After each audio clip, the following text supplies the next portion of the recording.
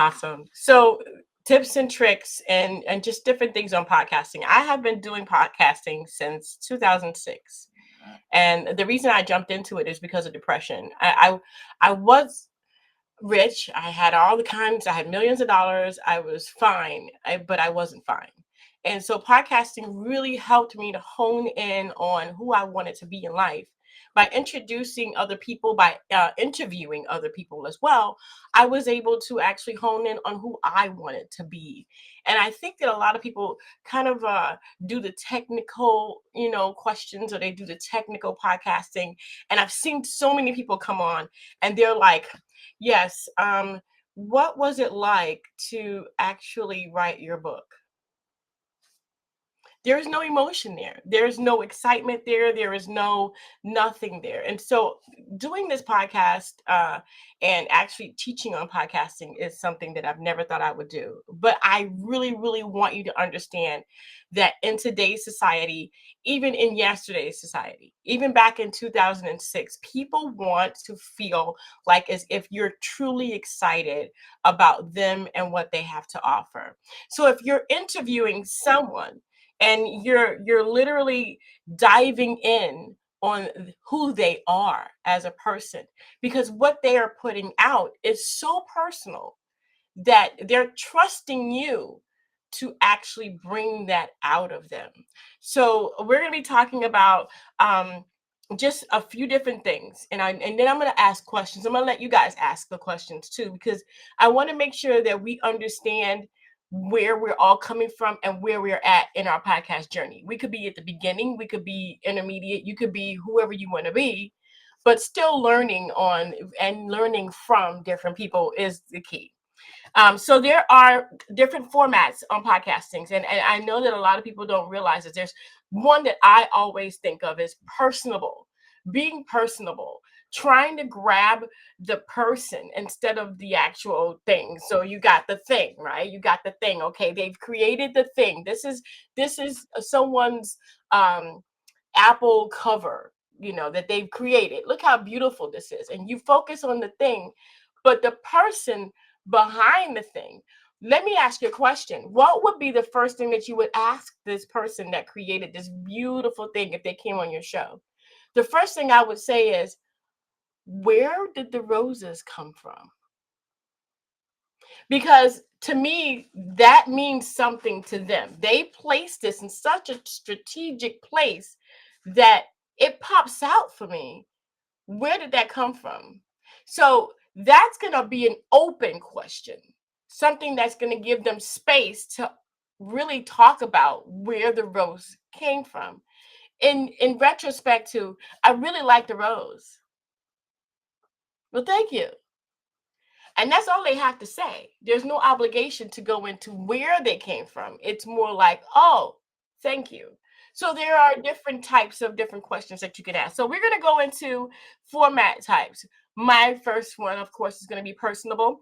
There is also interview based. So interview based basically means that you're going in and you're interviewing someone. It might be a book, a musician, a celebrity, someone like that. It doesn't matter.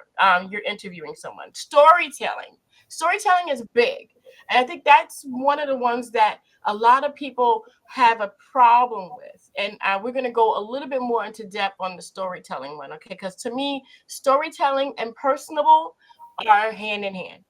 Educational, big time. YouTube is number one platform right now for education and for search engines. So if you have something that you're doing at home, you need to be on YouTube to actually, get that monetized or get that out there to the masses. And panel discussions. Something like this, or what we're doing today, would be, I would think it would be under the guise of panel discussion. So we're talking about podcasting, we're talking about interviewing. So these are the things these are the different types of podcastings that you can think of doing. What is the most popular? Personable and storytelling. Big time. Big time. Those are the two most popular. If you can turn your interview platform into a storytelling platform by just formatting your questions a little bit different, you can tap into that storytelling and not be an interview-based platform, but be a storytelling platform. And that's where we can kind of, go back and forth in, oh, I like this one, I like that one. But the interview-based is great. But you find that a lot of interview-based platforms are now going and gearing their questions to storytelling. So there are a few different things, and this is the one thing I hate. I truly dislike when people say targeted audience, because in this day and age, who is your target audience? I have 70-year-old people that follow me that I have no idea what they went through because they've been through the 70s. I've got people in the 50s and the 60s, and I got people that are 20 years old that are following me. I got millennials that are following me. So what is it that combines these people that makes them one target audience? It's the subject matter. What subject matter are you going to speak about that's going to resonate with a specific target audience? That's basically what a target audience is. And a lot of people get confused on that. So again, a target audience is not something that you should be like, oh my gosh, what's my target audience? What am I going to do? No, don't do that. Think subject will reach the target audience. So if you're building something, if you're building this, if you're interviewing people who build, then your target audience will be people who need to build, need to realtors, people who are fixing their homes. See how the target audience is kind of wide and big? Now people say, oh, you have to niche down. Don't niche down. In this day and age, niching down is not good. You need to be wide. You need to get all of the topics because everybody's doing everything now. So if you are a homeowner, you're fixing your kitchen, you're fixing your bathroom, I need somebody that's going to do it all and show it all on their channel. Don't niche down to just bathrooms. Don't niche down to just this. Not unless you're like showing homes, then you're showing the entire home. To me, that's not niching down, because now I've seen people that are going through homes and picking out different things, you know what I mean? And different problems. That's big. That's not niching. That's just showing you that this is what you have to look for. So you walk through a home, you look through this. The same thing when you're interviewing. You're walking through these people's lives. You're walking through the moment that they decided that this was something that they were going to do. And you have to walk wisely on this. So you want to open up the conversation. So never ask, and that's going to be another thing, is the way you actually ask questions is going to be a big deal. Okay, so you have open-ended questions, which require long answers. Then you have close-ended questions that require a yes, a no, or a thank you. You don't ever want to ask a closed-ended question. You always want a person just to be like, blah, and just give it all to you. There have been times where I've asked one question throughout the entire 30-minute interview, and I didn't have to ask another one. They just kept going. And it's good, because all I have to do is sit back, be a parent, go, oh my gosh, wow, and be interested and look interested and truly be happy for that person. Put yourself in that person's shoes. What would you want them to ask you if they were interviewing you? Okay, so okay, so let me give you a closed answered question or a closed ended question example. So if I asked you today, did you feel it challenging to learn something, a skill? What would you say? Yes or no? That's pretty much a closed-ended question. You could take it and take it out a little further, but it's not going to go too far. Now, but what if I said, what inspired you to start this amazing journey on just such an odd path that I don't think anybody else has ever done? Tell me about this. Boom. And I just sit back and let them talk and let them say whatever they need to say. Why? Because first of all, I've said journey. Second of all, I said amazing. Third of all, I've isolated it to just them. So iconic that I don't think anybody has ever done this. Tell me about this. I've also raised the pitch of my voice and I've put excitement into the question. Like, I can't believe you just did that. You have got to tell me how you did this, and get excited. When I was a little girl, my mom told me I was special. Of course, I think everybody's mom that was kind of cool told them that they were special. But no, I was seriously special. I was a little different than everyone else because I was the one that went into the room, found all kinds of clothes, and came out into the living room and put on a show. Okay, I put the makeup on. Everybody was upset because I got into their makeup, and I really didn't care. I was Cher. I had a towel on my head, and I sang, "I got you, babe." Mm-mm. See, when you interview people, when you're there with a person, bring out that kid in you that's so excited for them. Oh my gosh, I cannot believe that you just did that. Be excited, be genuine, because boring is just boring. And I've seen some boring podcasters. Oh, terrible. This stuff. Be who you are and be who you believe that they are on the inside. Their excitement, you have to match that. And a lot of times, I've done so many interviews where that's their first time. So I like to spend a little time beforehand calming their nerves down.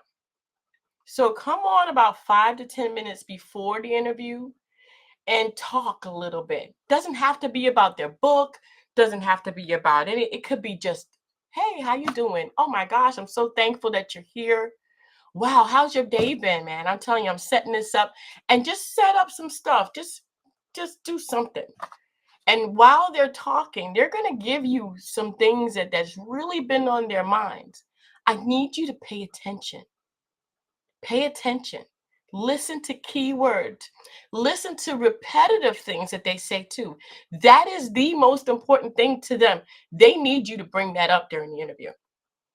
So these are the things that I think about as I'm starting my podcast, as I'm starting the interview, as we're beginning. The beginning would be the first 5 or 10 minutes alone with them before we start. Then that first question is, what did you, amazing, and tell me about it. Open-ended questions get you started. Now pay attention, because in this first initial thing, in this first initial moment of them talking, they're going to give you really juicy pointers. Now, unless you have pre-made questions that they've sent you, okay, then you're stuck. You're stuck. I hate pre-made questions because a lot of times the pre-made questions repeat themselves too. And so you're going down the list of the questions, you're trying to figure out what's different. Skip some. Don't be like so rigid that you have to ask the question if they've already answered it. Skip it. Get a pen, scratch it out. They've already answered that. Don't ask it again. Go to the next one. If they've answered every single question in there, listen to them and say, "Man, you know what was so interesting? The thing that you said about blah, blah, blah, blah, blah, blah, blah, blah. Wow. Tell me more about that, because that really hit home for me." Open-ended question. Okay? Something that's going to really engage them, really say, "Okay, I like this person. I like this interviewer. I like that they were paying attention to me." And they will go off script without a problem. Without a problem. They will. But if you're not listening and then you just ask the same question over and over again, it gets boring, and everybody knows you're sticking to a script that is pretty much non-invalid because they've already answered every single question. But you're going to get some gems in that beginning. You're going to get some gems in the beginning of that entire thing, where, oh my gosh, that's not in there. And I've had that before. And so I take my little note, I mute myself, take my paper, write it down in the back of the paper, and I'm listening, I'm watching, I'm listening, and I'm watching. And I'm looking at the camera. I'm not looking at the screen. I'm looking at the camera. And I'm like, wow. And I'm very interested. I'm writing it down without looking. I'm writing it down because that wasn't in the questions. So paying attention is going to be your key thing, something that's going to put you over the top, that's going to make you better and sound better and even more interested to your client, to the person that's being interviewed. Things like that makes you like one of the top podcasters out there, or one of the top interviewers, or whatever you want to be. I've done red carpet events where I'm on the carpet. You got celebrities coming by, and you got to be fast. You got to have your question. This is the question I have for them. This is the question I have for them. That's set. It's one question, fast. It's 3 minutes and you're done. But then there are the ones where, you're here, you're in a relaxing moment inside of your studio and you're doing this. Take your time. Take your time. Don't rush it. Listen, take your time. Smile. I've seen some podcasters, oh my gosh. The smile is just, and they look like they're going to fall asleep or they just don't want to be there. Don't do it. If that's the way you're going to be, don't do podcasting. Get out. Get out. Get out. Get out. Get out. Get out. Okay. And so, that's pretty much me right there. So open-ended questions, and then you have those closed. Stay away from closed-ended questions unless you're trying to make a point. I was thinking that such and such and such and such is just like this. Am I right or wrong? Yes, you're right. Well, tell me about this, because I was always figuring, and now make sure you tell them what you were always thinking, but then now it's not that. They have another thing that they were talking about that they need now to explain. Boom, open-ended question. So if you're leading to an open-ended question, that's going to be a good thing as well. So always open-ended questions. If you have one closed, it's because you have a strategy in place to get to that open-ended question. Okay. Structure your questions. Be specific, but be broad. I know that sounds funny. So if I'm going to be specific about something, but be broad, I'm going to be like, I just purchased a house, and in the bathroom, there is this little lump on the wall. And I'm thinking that might be like maybe water got in there or something, or it's warped. Can you tell me certain situations that would make my wall, and see how I'm doing things? I'm moving my hands, warped. Boom. Specific, open-ended. I got a big entourage of just answers coming back at me. Well, that could be water damage. I mean, you might have to get in there. You might have to take the wall down. I mean, I've seen, and boom, there it goes. Specific but broad. You see where I'm coming from? So you have to be specific, but also make sure that you're leaving it open for them to answer in multiplicity. All right. Let me think.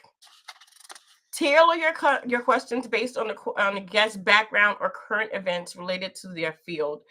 That would be like authors, people who are into certain things. I've had lawyers, I've had authors, I've had musicians, I've had different people. So you're going to tailor it toward their field, but also read their bio, read the cliff notes, as they say, for their books.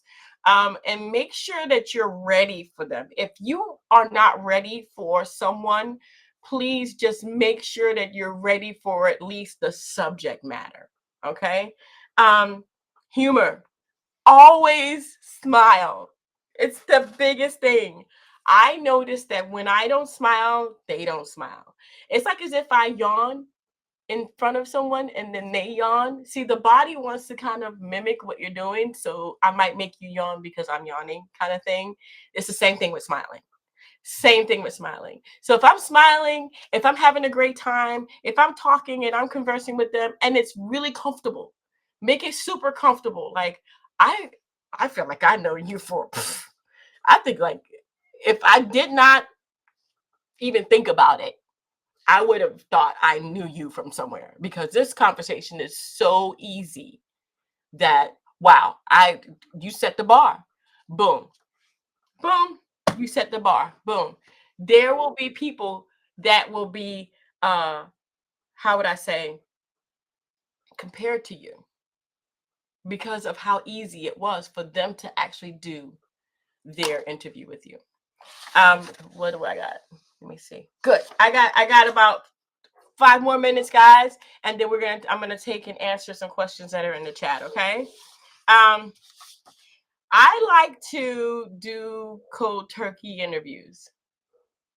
I really do, and the reason being is because um, I am an on the spot kind of person. I really am. There are people who like to prepare beforehand, and that's okay. And then there are people like me who are sporadic ADHD, and my brain is just everywhere. But I like to listen and grab what they're saying and then shoot it back at them and then ask them to explain. When I have questions that are already pre-structured, if they're great questions, they're great questions. I had one today where it was already pre-structured, great questions, very well thought out, did not repeat themselves, and I could kind of rephrase it to fit the way I am and to fit the way I would ask that question. In the same manner, same question, just a little different on the delivery. That's it. So make sure that you are who you are. Either you prepare or you don't, but listening is going to be key because no amount of preparation is going to prepare you for a person that doesn't stick to the script. And I've had that too. No, it's one of those things. So always be ready to go off script. Always be ready to smile. Always be ready to be listening and writing down what you hear that you didn't see in the questions if there were questions, or like say you did prepare questions and they kind of went off script. You thought they were going to go this way and they went totally left. Okay, so do that. Make sure you're prepared either way. I think there's a lot of different things that I have here that I just wanted to maybe say, but I think getting back with you guys is going to be something because I know you guys have a lot of questions. I really want to answer them. So how do I get to the chat? You know what? I'll read you the questions. Okay. And as I start with that, everyone feel free to put your questions in the chat. And one thing I failed to mention at the start, I'll throw in really quick so people can do this while they're putting in questions. Be sure to share the link to your podcast or your podcast website. I share those in the follow-up email so that we get some cross traffic for everybody. So sharing is caring. So feel free to drop that in the chat as well. Okay, so first question from Lola. Do you have a pro tip for getting through many authors' books quickly so you can be prepared for the interview? I know the easy answer is to read the book, but sometimes there is a crunch. Yeah, there are AIs that summarize these books really good. I would do I would definitely what I do normally is I ask the author if they have a PDF of their book. There is for blind people, because I have a friend of mine and the drummer in my band who is blind. There is an app that you can get that will read the entire book to you. And so, and also there are also cliff notes. For some people, they do cliff notes. I think that reading some of them don't have PDFs. I know. Yeah, AI is a great idea, and I do AI. I do AI summary. There are different apps out there that will summarize a book for you.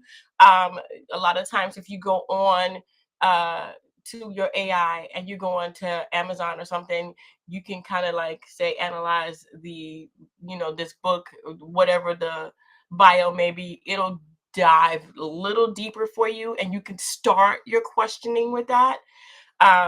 But yeah, there is really no like fast way to get through it. I think picking a point to start and reading it and then picking the beginning, the middle, and the end is always good too. Yep, story shots and headway. You got it.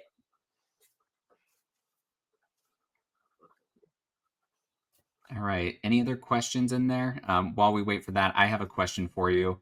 Kind of from your last tip there. For anyone who's gotten off track in an interview and they're kind of going way too far down a rabbit hole, how do you kind of pull them back or get them back at least into the line of questioning where you want them? Right. So that's going to be tricky, and it's something that you don't want to do. Um, Obviously, you kind of want to pull them back a little slow. So if they're going off track, let's just say that we're interviewing and it's about your podcast, your pod ops, right? And now you're into your dog, which is the mascot, okay? But now you're into You your interviewed me before, you must know I tangent. so you're into your whatever. It's gone off. It's gone off to grocery shopping. Okay, and the grocery store, and you're way off track. Now, how do I pull you back? I pull you back by saying, wow, that is so interesting. And do you have a point inside of your book, or do you have a podcast that talks about grocery shopping? That I'm gonna bring you right back to podcasting. I'm gonna bring you right back to your book. I'm gonna bring you right back. So I'm gonna ask you the question of, is there something related to the podcast or the book that we can now place you at where you're at now in your mind? Because a lot of times it is. A lot of times they're going off track because they're thinking about the book and they're going way into the book and you don't know where they're going. But when you bring them back and you ask them, wow, is that in your book? Do you have something about your book that talks about that? Because I think groceries are really, really high right now. Is there something? And they'll be like, matter of fact, yep, there is. And I was talking about that the other day about my book. Boom, boom. A lot of times they are on the subject, but they're just not telling you they're on the subject. You know what I mean? Can't hear you.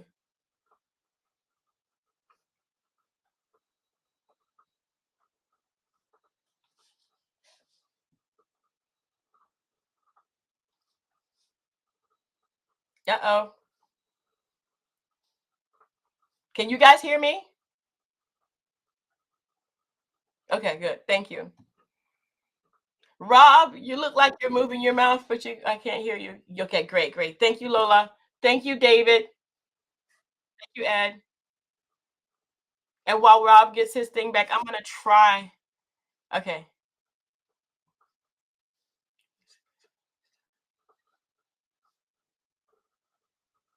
Okay. The best way to start with your interview is just to start. I know that sounds funny. Put yourself out there. Put yourself out there. People don't know about you until you put yourself out there. Robert, you back?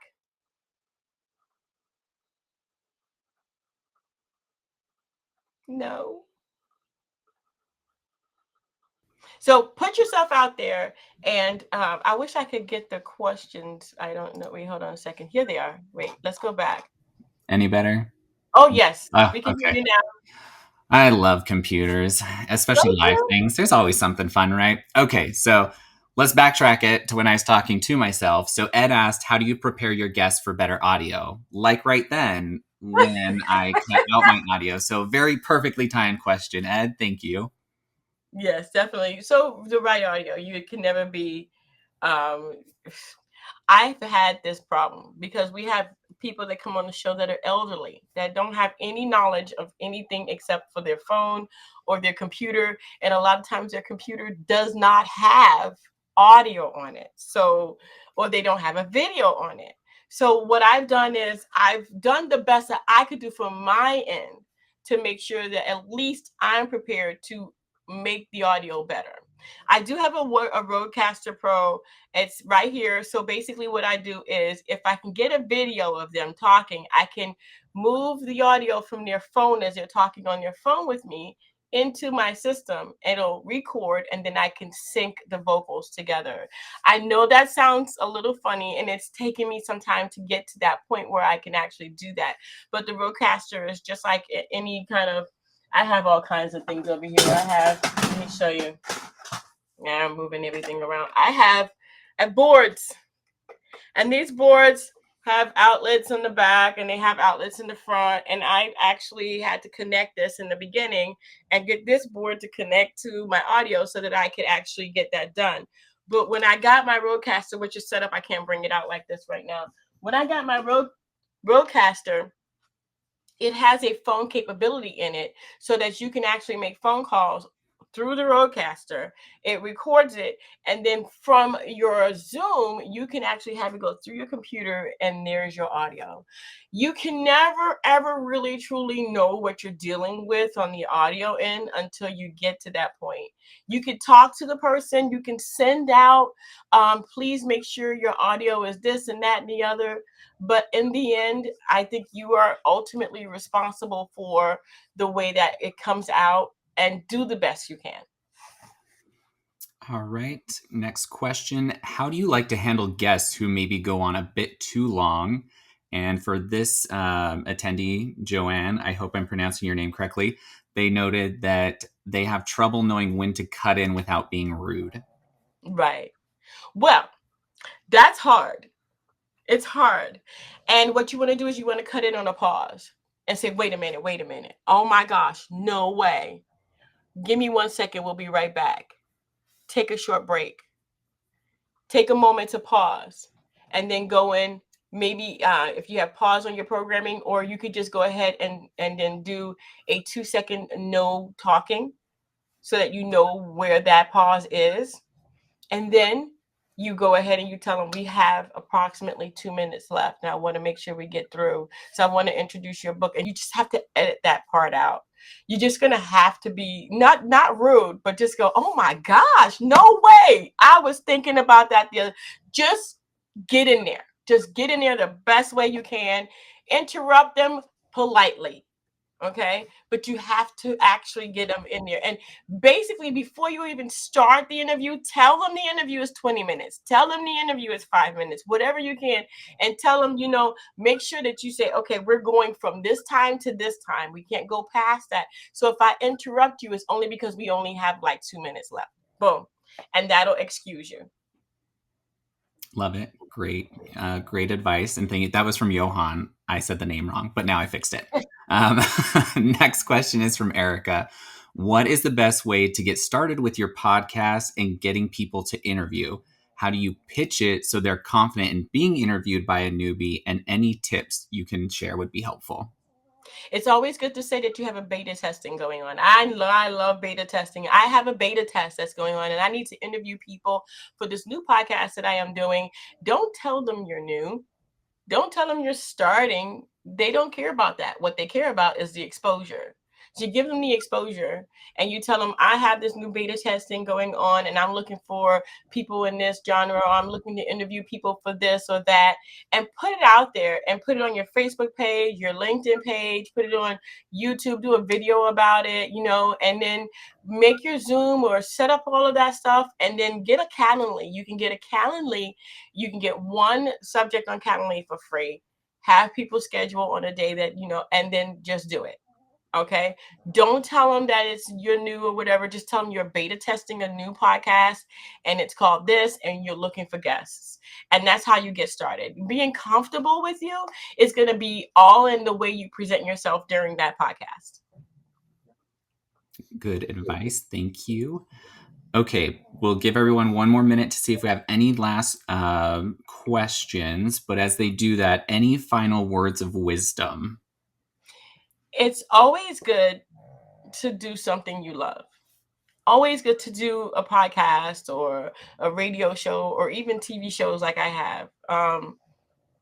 But do it because you love it and because you want to do it, or that you like it and you want to do it, or that you're interested in the subject matter.